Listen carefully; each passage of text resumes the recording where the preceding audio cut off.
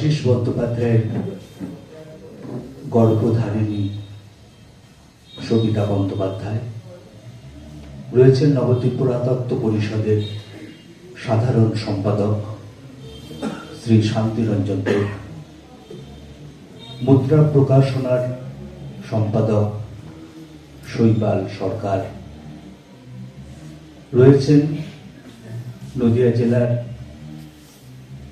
নদী গবেষক বিশেষজ্ঞ বলা যেতে পারে এবং লেখক সুপ্রতিম কর্মকার, রয়েছেন আরো বিদগ্ধ মানুষ। আমার গৌর দেবতারে পথে কি দেখলে যেতে, আমার গৌর দেবতারে যারে কোলে যায় না দেওয়া, কোল দেয় সেই দেখে তারে। মঞ্চে উপবিষ্ট সমস্ত বিশিষ্টজনকে এবং উপস্থিত বিশিষ্টদের আমার শ্রদ্ধা জ্ঞাপন করছি এবং স্বাগত জানাচ্ছি আজকে অনুষ্ঠানে আসার জন্য। অনুষ্ঠানের শুরুতে সঞ্চালক বলেছিলেন যে দর্শক বা দর্শকের সংখ্যা কমের জন্য, কিন্তু আমার তো সারা বাংলা ঘোরার অভ্যাস আছে, এই ধরনের অনুষ্ঠানে দর্শক হয় না। নবদ্বীপ ব্যতিক্রম, অনেক দর্শক হয় এবং সেটা ভালো লাগছে খুব যে একটা ছোট একটা অনুষ্ঠান বই প্রকাশের, সেই অনুষ্ঠানে এতজন এসছেন, এটা আমার মনে হচ্ছে খুব ভালো লাগলো। বই প্রকাশ নদের দোল, অন্য গল্প অন্য রং, দেবাশিস বন্দ্যোপাধ্যায় রচিত নদের দোল।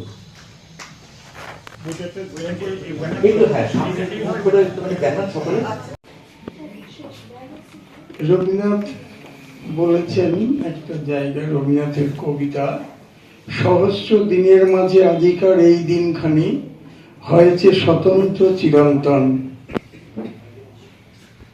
আজকের এই দিনটা আমার কাছে খুবই আনন্দের এবং অন্য রকমের। আমার অত্যন্ত স্নেহাস্পদ দেবাশিস বন্দ্যোপাধ্যায়, সাংবাদিক হিসেবে যার পরিচিতি, তার লেখা বই উদ্বোধন হচ্ছে, আজকে প্রকাশ পেল, এটা আমার কাছে অত্যন্ত আনন্দের। কিন্তু এই যে নদীর দোল, অন্য গল্প অন্য রং, এই নামটা একটা কোনো কিছু শুরু হতে গেলে একটা নামের তাৎপর্য থাকে, এই নামটা আমি এই মূল আলোচনায় যাওয়ার আগে শুধু প্রথমে এখানে যারা এসেছেন তারা প্রত্যেকে আমার খুব কাছের মানুষ এবং আমার ভালো লাগছে এটা ভাবতে যে আমি যাদের বলেছিলাম আজকে সন্ধ্যাবেলাতে আসার জন্য, তারা প্রত্যেকে এসেছেন। এইটা আমার কাছে সবচেয়ে বড় পাওয়া আর কি। করেছি আমার এই যে বইটা আমি লিখেছি, এটা আসলে আমার একার কোনো লেখা নয়, প্রত্যেকটা মানুষের কাছ থেকে যা যা পেয়েছি কুড়িয়ে সেগুলো সংকলন করে এই বইটি দাঁড়িয়েছে। কিশোর একটা অসাধারণ কাজ করেছে, আপনারা সেটা জানেন না, আমার সুযোগ হয়নি আপনাদের জানানোর। কিশোর হঠাৎ একদিন আমাকে এরকম একটা মোটা বাঁধানো বই উপহার দিল। সেই বইতে কি আছে, গত 15 বছর ধরে আমি রিপোর্টিং করতে গিয়ে নবদ্বীপের মঠ মন্দির নিয়ে যা যা লিখেছি, সেই প্রত্যেকটি রিপোর্টিংকে কেটে ফটোগ্রাফ করে ছবি তুলে বাঁধিয়ে সে একটা অসামান্য সংকলন। যেটা দেখে আমার পরিকল্পনা হয়েছিল, সে বইটা দুর্ভাগ্যবশত এখনো সামনে আসেনি, চৈতন্য ধামের 13 পার্বণ। সেই বইটির প্রথম ভাবনা কিন্তু আমাকে ভাবিয়েছিল কিশোর। ফলে এইভাবে আমি প্রত্যেকের কাছে ভীষণভাবে আকণ্ঠ একটা ঋণে ডুবে আছি। তো সেই ঋণ শোধ করার সন্ধ্যা আজকে, যেটা এবার মূল প্রশ্নে আমি আসি। নবদ্বীপের দোলের সঙ্গে অন্য জায়গার দোলের পার্থক্য আমার যেটা মনে হয়েছে, আপনারা সবাই হয়তো জানেন, সারা ভারতবর্ষের দোলটা উদযাপন করা হয় রাধাকৃষ্ণের উৎসব হিসেবে, রাধাকৃষ্ণের দোল হিসেবে। নবদ্বীপে ব্যতিক্রম, নবদ্বীপে দোল ভীষণভাবে চৈতন্য দেবের দোল। এবং আমি আমার এই বইয়ের যে আত্মপক্ষ, তাতে এই পদটাই প্রধানত বলার চেষ্টা করেছি, যে যেটা বিপ্লব সঞ্চালনায় বলতে গেল খানিকটা, যে যমুনা পাড়ের উৎসবকে চৈতন্য নবদ্বীপে নিয়ে এলেন এবং তার মতো করে সেটাকে সাজালেন না। চৈতন্যদেব সরাসরি নবদ্বীপে বসে দোল তৈরি করে এমনটা নয়, কারণ চৈতন্যদেব 24 বছর বয়সে নবদ্বীপ ছেড়ে চলে গিয়েছিলেন। তারপর সারা ভারতবর্ষ ব্যাপী তাঁর যে কর্মকাণ্ড, সেই কর্মকাণ্ডের প্রভাব আমরা বৈষ্ণব ধর্মের বিভিন্ন স্তরে দেখেছি। তার অন্যতম বড় নিদর্শনটা হচ্ছে এই দোল। এবং এই দোল সারা ভারতবর্ষে যেদিন দোল হয়, নবদ্বীপে সেদিন চৈতন্যের জন্মদিন বা জন্মতিথি পালিত হয়। এবং খুব বিষয়টা ভাবার যে সারা ভারতবর্ষে দোল পালিত হয় পূর্ণিমা পক্ষে, নবদ্বীপের দোল শুরু হয় কিন্তু কৃষ্ণ পক্ষে। কারণ নবদ্বীপে দোল পূর্ণিমার দিন চৈতন্যের আবির্ভাব তিথি পালিত হয়, তার পরের দিন হয় অন্নপ্রাশন, এবং নবদ্বীপের বিভিন্ন মঠ মন্দিরের মূল দোল, রং দোল খেলাটা শুরু হয় তৃতীয়া থেকে। তৃতীয় দোল, পঞ্চম দোল, দশম দোল, ইত্যাদি ইত্যাদি ইত্যাদি। এই যে সম্পূর্ণ বদলে যাওয়া ফরম্যাটটা, যে নবদ্বীপের দোল রাধাকৃষ্ণ ব্যতীত দোল, এটাকে আমি ধরার চেষ্টা করেছি, এক। আর দুই, আমরা জানি যে নবদ্বীপ শহর একটা সময়ে তাঁত, কাঁসা পেতল, শঙ্খশিল্প বা চৈতন্য আমলে মশলা, রেশম ইত্যাদির বাণিজ্য কেন্দ্র থাকলেও আমরা যে নবদ্বীপে বড় হয়েছি, আমরা যে নবদ্বীপে বেড়ে উঠেছি, সেটা কার্যত শিল্প বাণিজ্যহীন একটি অর্থনৈতিকভাবে বন্ধা শহর। আমাদের ছোটবেলাগুলো নবদ্বীপের যেমন নবদ্বীপ ছিল, প্রায় তখন ছোট থেকেই শুনতাম নবদ্বীপের তাঁতের ব্যবসা খারাপ হয়ে যাচ্ছে, নবদ্বীপের তাঁত কাপড় হাট ক্রমশ দুর্বল হয়ে পড়ছে, অর্থনীতির যে মূল জায়গাগুলো সেগুলো ক্রমশ ভেঙে পড়ছে। এটা অস্বীকার করার কোনো উপায় নেই। গঙ্গার পূর্ব পারের সাহেব মঠ আমাদের শিখিয়েছিল উৎসবকে কেমন করে বাণিজ্যে পরিণত করতে হয়, কেমন করে বিপণন করতে হয়। সেই বিপণনের জায়গাটা নবদ্বীপ বুঝতে পেরেছিল, ধরেছিল, এবং নবদ্বীপের দোলের একটা আমূল, যাকে আমরা রাষ্ট্রবিজ্ঞানের ভাষায় বলি প্যারাডাইম শিফট হয়েছিল, আমূল বদল ঘটে গিয়েছিল। সেই বদলটাই ক্রমশ গত 20 বছর ধরে, আমি 2004 থেকে সাংবাদিকতা করছি, এটা 2025, মানে প্রায় 2 দশক। এই 2 দশকে আমি দোল যেভাবে একটু একটু একটু একটু করে বদলাতে দেখেছি, তার ধর্মীয় দিক, তার সাংস্কৃতিক দিক, তার অর্থনৈতিক দিক এবং তার সামাজিক দিক, সেইগুলোকে আমি ধরার চেষ্টা করেছি। তাই এটার নাম রাখা হয়েছে নদের দোল, অন্য গল্প অন্য রং। চমৎকার। আচ্ছা রাহুল, দোল কখন থেকে শুরু হলো, এইটার ইতিহাস আপনি কিন্তু এই বইতে ভূমিকাতে বলছেন, কিন্তু বইয়ের ভেতরে আসেনি। না, প্রথমে আপনি একটু বলে দিন দোল কবে থেকে শুরু হলো, আপনার অবজারভেশনটা কি? এটা কি আমরা নবদ্বীপের দোল বলবো? হ্যাঁ, একদম নবদ্বীপে। না, নবদ্বীপের দোল চিরকালই ছিল। নবদ্বীপের দোল ছিল চিরকালই বলতে বৈষ্ণব শহর, মানে বৈষ্ণব কেন্দ্রিক নবদ্বীপ চৈতন্য পরবর্তী সময় কিন্তু ঠিক ছিল না। নবদ্বীপের সূচনা, এখানে সব সাথী যারা আছেন, নবদ্বীপের শুরুটা আমরা যতটুকু জানতে পারি বৌদ্ধদের হাত ধরে হয়েছিল। নবীন দ্বীপ নবদ্বীপ, মোটেই 9টা দ্বীপ নবদ্বীপ নয়, নবীন দ্বীপ নবদ্বীপ। সেই নবদ্বীপে বসতি করেছিল নদীর পাড়ে, পলি সমৃদ্ধ নদীর পাড়ে এসে বসতি করেছিলেন বৌদ্ধরা। এবং আমরা জানি বৌদ্ধরা যেখানেই যেতেন তারা বৌদ্ধ বিহার প্রথমে তৈরি করতেন, শিক্ষার একটা প্রসার ঘটাতেন। এবং বৌদ্ধদের একটা দীর্ঘ সময় পাল সেন যুগে যখন বৌদ্ধ ধর্মের একটা প্রবল বিস্তার ঘটছে, তারপর সেন যুগে এসে আস্তে আস্তে সেই বৌদ্ধ ধর্মের একটা ক্ষয় ঘটছে, রাজার ধর্ম প্রজার ধর্ম সেন রাজাদের সময় থেকে শৈব ধর্মের উত্থান ঘটছে, তারপর তন্ত্র আসছে এবং বৈষ্ণব ধর্ম আসছে। অর্থাৎ নবদ্বীপ শহর এই মাল্টি লেয়ার আর কি, শৈব ধর্ম, বৌদ্ধ ধর্ম, শাক্ত ধর্ম, বৈষ্ণব ধর্ম, সমস্ত ধর্মের সংমিশ্রণ ঘটেছে নবদ্বীপ শহরে। এই নবদ্বীপে বৈষ্ণবরা প্রাক চৈতন্য যুগেও ছিলেন, কিন্তু তারা তখন যেভাবে ছিলেন এবং চৈতন্য পরবর্তীতে তারা যেভাবে থাকলেন, এর মধ্যে একটা বড় বদল। এবং সেই বদলের জায়গা থেকেই দোল বলে শুধু নয়, নবদ্বীপের বিভিন্ন বৈষ্ণব উৎসব, এই উৎসবগুলো ক্রমশ প্রমিনেন্ট হতে শুরু করলো আর কি। কারণ আমরা একটা ব্যাপার তো জানি যে মানুষকে আকর্ষণ করতে গেলে উৎসব খুব জরুরি, হয়তো সেই কারণেই উৎসবের জন্ম বা উৎসবের বেড়ে ওঠা, যে মানুষকে একসঙ্গে জড়ো করতে হবে। বৈষ্ণব ধর্ম যখন ক্রমশ তলানিতে, একদম নবদ্বীপে চৈতন্যদেব সন্ন্যাস নিয়েছেন, সেটা তিনি যেতে বাধ্য হয়েছেন কিনা এ নিয়ে নানা রকম কথা আছে, প্রশ্ন আছে। খুব ভালোবেসে আজকেও একজন একটু আগেই আমাকে সকালবেলাতেই এই প্রসঙ্গে বলছিলেন যে তেমন হলে চৈতন্যকে হয়তো নবদ্বীপ ছাড়তেই হতো না। চৈতন্য নবদ্বীপ না ছাড়লে নিমাই পণ্ডিত চৈতন্য মহাপ্রভু হতেন কিনা সেটাও একটা প্রশ্ন ছিল। সেই জায়গা থেকে দাঁড়িয়ে নবদ্বীপের এই যে বদলটা যখন ঘটছে, নবদ্বীপ বললে ভুল হবে, সারা ভারতবর্ষের যে একটা বদল ঘটছে, নবজাগরণ ঘটছে চৈতন্যের প্রভাবে, সেই সময় থেকে আমরা যে ধরনের দোলের আলোচনা করছি সেই দোলের সূচনা বলে আমার মনে হচ্ছে। একটা খুব প্রশ্ন এই মুহূর্তে আমাদের মাথায় আসছে, সেটি হচ্ছে মহারাজা কৃষ্ণচন্দ্র যখন তার শাক্ত ধর্মের প্রসারের জন্য এখানকার রাসকে একদম শাক্ত রাসে প্রবর্তন করেন। আগে তো পট পূর্ণিমা ছিল, তারপরে শাক্ত রাস হলো।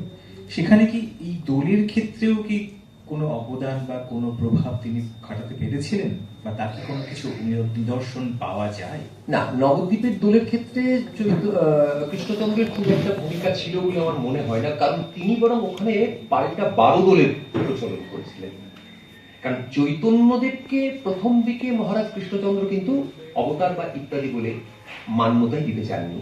এবং আমরা জানি কৃষ্ণচন্দ্র বা নদিয়া রাজের আমলে, মানে তাদের ধারাবাহিকভাবে নবদ্বীপে চৈতন্য চর্চার তেমন স্ফুরণ ঘটেনি, বরং উল্টোটাই হয়েছে। নবদ্বীপে তুমি যেটা বললে তন্ত্র চর্চা, নবদ্বীপের রাসের চরিত্র বদল ঘটেছে। এবং আমরা জানি বিষ্ণুপ্রিয়া দেবী সেবিত যে বিগ্রহ, মহাপ্রভু বিগ্রহ, তাকে কালী মন্দিরের তলাতে রেখে সেবা পুজোর কাজ চালাতে হয়েছে। ফলে চৈতন্য দেবের যে অবতারত্ব বা চৈতন্যদেবকে ঘিরে যে বিপুল একটা প্রকাশ, তাকে ঘিরে যে বিপুল আলোড়ন, সেই আলোড়নটা নদিয়ারাজ সম্ভবত খুব একটা ভালোভাবে নিতে পারেননি। ফলে নবদ্বীপের দোলের ক্ষেত্রে তার খুব একটা বড় ভূমিকা ছিল বলে আমার মনে হয় না। বরং নবদ্বীপে বৈষ্ণব ধর্মের পুনরুজ্জীবনের বা নতুন করে তাকে বেড়ে ওঠার ক্ষেত্রে বহিরাগত বৈষ্ণবদের একটা বড় ভূমিকা আছে। এবং সেক্ষেত্রে রামদাস মিশ্র, তোতারাম দাস যার পরে নাম হলো তোতারাম বাবাজি বা তোতারাম দাস, তিনি কিন্তু নবদ্বীপের সেই অর্থে প্রথম যে বৈষ্ণব আখড়া, প্রাতিষ্ঠানিকভাবে বৈষ্ণবদের নির্বিঘ্ন ধর্ম চর্চার যে জায়গাটা, সেটা তাঁর হাত দিয়েই শুরু হয়েছিল। এবং নবদ্বীপের মহাপ্রভু মন্দিরের পাশে যে ছোট্ট মন্দিরটা আছে, বারবার ভাঙনে ধ্বস্ত নবদ্বীপে যখন একের পর এক চৈতন্যের বাসস্থান শহরটা বিধ্বস্ত হচ্ছে, তখন চৈতন্যদেবের জন্য প্রথম যে মন্দির, বীরহাম্বীরের মন্দির গঙ্গাগর্ভে চলে যাওয়ার পরে, সেটা তোতারাম দাসের হাত ধরেই হয়। এবং তারপর বৃন্দাবন থেকে একে একে বিভিন্ন মহাত্মা সাধকেরা এসেছেন এবং তারা এসে নবদ্বীপের বৈষ্ণব ধর্মকে একটা নতুন আকার দেওয়ার চেষ্টা করেছেন। এবং সেই পর্বে কিন্তু নবদ্বীপের বৈষ্ণব ধর্মের দোলের এই যে বা নবদ্বীপের বৈষ্ণবীয় উৎসবগুলোর একটা অন্যরকম চেহারা আমরা দেখতে শুরু করছি। নবদ্বীপ শহরটা একদম গঙ্গা দিয়ে পরিবৃত্ত, ঘেরা। আচ্ছা, এই সমস্যা, এই নদী অনেক ক্ষেত্রেই একটি সমস্যা তৈরি করে। সেটি হচ্ছে যে একটা কালচারাল ডিফিউশন হতে বাধা দেয় একটা জায়গা থেকে এখানে। ঠিক এই কারণেই কি এই নবদ্বীপের যে চরিত্র, চারিত্রিক বৈশিষ্ট্য, সেটি কি সব থেকে আলাদা? মানে এটা, বা আপনি দোলের ক্ষেত্রে কি সেখানে আপনি কোনো পরিবর্তন দেখেছেন যে কেন এটা পাল্টে যাচ্ছে? এটা কি কোনো ভৌগোলিক বৃত্তান্তের মধ্যে কি জুড়ে যায়? না, নবদ্বীপের দোল বদলের ক্ষেত্রে ভূগোলটা খুব বেশি গুরুত্বপূর্ণ নয় যতটা অর্থনীতিটা গুরুত্বপূর্ণ। ইনফ্যাক্ট এটা শান্তিদা বা এটা বলতে পারবেন যে 7-এর দশকে ইসকনের মন্দির তৈরি হওয়ার পর তাঁরা দোলকে যেভাবে প্রেজেন্ট করলেন, বলাটা ভালো আর কি, দোলকে নিয়ে যেভাবে উপস্থাপনা করতে শুরু করলেন, তার আগে দোলের এই বিপুল বিস্তার আমরা কিন্তু দেখিনি। আমার যেটা মনে হয়েছে, সঙ্গে তাই আমি ঠিক বলছি কিনা আমি জানি না, যে নবদ্বীপের দোলের এই যে বদলটা প্রকট হয়ে ওঠাটা বোধহয় শেষ 50 বছরের একটা ডেভেলপমেন্ট। 1972-এ ইস্কন মন্দিরের প্রতিষ্ঠা হয় এসি ভক্তি বেদান্ত স্বামী, এবং তারপর থেকে তারা অন্যভাবে ব্যাপারটাকে, এবং ওই যে তুমি যেটা বললে ভূগোলের ভূমিকা অন্য জায়গাতে আছে। চৈতন্যদেব মারা যাওয়ার বা অপ্রকট হওয়ার প্রায় 250 বছর পরে নবদ্বীপে নরহরি চক্রবর্তী এলেন, নবদ্বীপের 9টা দ্বীপের গল্প লিখছেন। তুমি নদী বিশেষজ্ঞ হিসেবে জানো যে নবদ্বীপ এমন একটি জায়গা যেখানে 9টা দ্বীপের অবস্থান কোনো কস্মিন কালেও ছিল না, এবং সেই কাল্পনিক ভাবে যে 9টা দ্বীপের গল্প প্রাচীন মানচিত্র সেগুলো পাওয়া যায় না। এবং সেই 9টা দ্বীপের কল্পনা তৈরি করে এবং সেখানে চৈতন্যদেবের পরিক্রমা পর্বটি শুরু হলো এবং নরহরি চক্রবর্তীর সময় থেকেই শ্রীনিবাস আচার্য ভীষণ রকম গালমন্দ খেতে হতো। এবং সেক্ষেত্রে তোমার কৃষ্ণনগরীর সহনাগরিক, যার কাছে আমার প্রথম পাঠ, অনিমেষ বসু সরকার, তখন নদিয়া জেলার একমাত্র রিপোর্টার, এবং আমার আনন্দবাজারে আসার আগে ব্যাকগ্রাউন্ড ছিল দূরদর্শন আর আকাশবাণী। উনি আমাকে প্রতিদিন বলতেন, এটা তোমার রেডিও পাওনি, এটা তোমার টেলিভিশন পাওনি, এবং একদম জাস্ট ফেলে দিতেন। তখন ফ্যাক্স আসেনি, তখন আমরা লিখে খামে করে ভরে নৌকো করে গিয়ে অনিমেষের বাড়ি দিয়ে আসতাম। আজকের খবর লিখলে 3 দিন পরে সেটা ছাপা হতো। এবং কালক্রমে অনিমেষদা চলে গেলেন, আমরা একটু বড় হলাম। এই আবারও সেই আসে আনন্দবাজারের পাল্টে যাওয়া। অভিক সরকার তখন সম্পূর্ণ দায়িত্বে এলেন, হীরক বন্দ্যোপাধ্যায় এবং সুমন চট্টোপাধ্যায়। সুমন চট্টোপাধ্যায় আমার ইন্টারভিউ নিয়েছিলেন, প্রথম দিনের ইন্টারভিউ। আমাকে বলেছিলেন যে তোমার নাম কি? আমি দেবাশিস বন্দ্যোপাধ্যায়। এপার না ওপার? আমি বললাম এপার। তৃতীয় প্রশ্ন হলো, তুমি আবৃত্তি করো? আমি দুটো শব্দ বলেছি, দেবাশিস বন্দ্যোপাধ্যায় আর এপার। আমি বললাম যে আপনি কি করে বুঝলেন? আরে আমার নাম সুমন চট্টোপাধ্যায়, ঠিক এরকম ভাবে। এবং সেই তারামায়ের যে মোড়টা ওইখানে, আপনাদের মনে আছে সেইবার খুব শর্ট পিরিয়ড দুটো পরপর লোকসভার ভোট হয়েছিল। উনি বঙ্গের ভোট রঙ্গ বলে একটা কলাম লিখছিলেন, সেই কলামের লাস্ট পৃষ্ঠাগর করে উনি ফিরে যাচ্ছেন। ওই অনিমেষদা বললেন, দেবাশিস বস আসছে, তোমার সাথে কথা বলবেন, ওই রাস্তার ধারে দাঁড়িয়ে ইন্টারভিউ আর কি। তখনই আমাকে একটা খুব গুরুত্বপূর্ণ কথা বলেছিলেন যে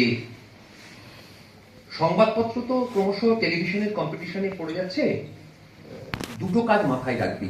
একটা হচ্ছে যে ধর তুই ক্রিকেটের রিপোর্টিং করবি, তো তুই তো দেখছিস যে সচিন তেন্ডুলকর আউট হয়ে গেল, ভুল খেলাতে আউট হলো এবং মাঠে খুব হয়ে গেলো, এটা টেলিভিশনে সবাই দেখে ফেললো। কালকে সকালবেলায় তুই কি লিখবি? লোকে তোর কাগজ, তুই যদি এইটাই লিখবি কেন পড়বে? তাহলে তোকে ধরে নিতে হবে যে সচিন ক্যামেরার বাইরে গ্রিন রুমে ঢোকার পর কিভাবে রিয়াক্ট করছে, ব্যাগটাকে আছড়ে ফেলছে, না কোনো অশ্লীল গালাগাল দিচ্ছে, না কি করছে আর কি। অর্থাৎ তোকে ওই গল্পের পিছনের গল্পটাকে খুঁজে আনতে হবে। বাড়ি থেকে সকালবেলায় বেরোবি, দেখলি পাড়ার মোড়ে ডাস্টবিন পরিষ্কার হয়নি, ময়লা পড়ে আছে, ওখানে একটা লাথি মারবি, নোংরা ছড়িয়ে পড়বে, খবর শুরু হবে পুরসভা কাজ করছে না। এবার চলে যাও পুরসভাতে, কেন কাজ করছে না? তার লোক নেই, পয়সা নেই, নাকি দুর্নীতি হচ্ছে, ইত্যাদি ইত্যাদি। আর একটা বলেছিলেন, ভাষাটা এমন ভাষা হবে যে চায়ের দোকানে বসে পড়বে সেও যেন বুঝতে পারে, আর যে টেবিলে বসে পড়বে সে তো বুঝতে পারবে। ভাষা নিয়ে আনন্দবাজারের প্রতিনিয়ত একটা নিরীক্ষা চলে, ভাষা এবং বানান নিয়ে আমরা খুব বিবর্ণ হয়ে পড়ি মাঝে মাঝে। এই কদিন আগেই আমরা গাল কাটছিলাম, এখন আমরা দেখবেন আনন্দের ভালো বানান ভয়াকার লয়কার লিখি না, ভয়াকার ল লিখি, এই প্রবল এসব হচ্ছে আর কি। এই পর্বে প্রতিনিয়ত এইটা বলা হতো যে আমরা কিন্তু খবর লিখছি না, আমরা স্টোরি লিখছি। এবার স্টোরিটা যত, ওই সেই ইংরেজি একটা শব্দ আছে লুসিড হবে, যত সুখপাঠ্য হবে, এটা তোমার দায়িত্ব। আর এক্ষেত্রে আমার একটি মানুষের লেখাকে আমি খুব নিজে ভীষণভাবে পছন্দ করতাম, এখনো করি, তাকে আমি খানিকটা আমার মাথায় কাজ করেন তিনি হচ্ছেন স্যার সুধীর চক্রবর্তী। আমি সেইভাবে কখনো কারোর কাছে হাতে করে লেখা ওইভাবে শিখেছি এমনটা নয়, ওই লিখেছি, পাঠিয়েছি, গাল খেয়েছি, লেখা ফেরত এসেছি, আবার লিখেছি। কিন্তু আমার লেখার ক্ষেত্রে যদি কেউ প্রভাব ফেলে থাকেন তিনি হচ্ছেন সুধীর চক্রবর্তী। তাঁর যে গদ্যের ধরন, এটা আমার খুব পছন্দ। আমি চেষ্টা করি যে অন্তত মানুষ ওইভাবে লেখাগুলোকে পড়ে।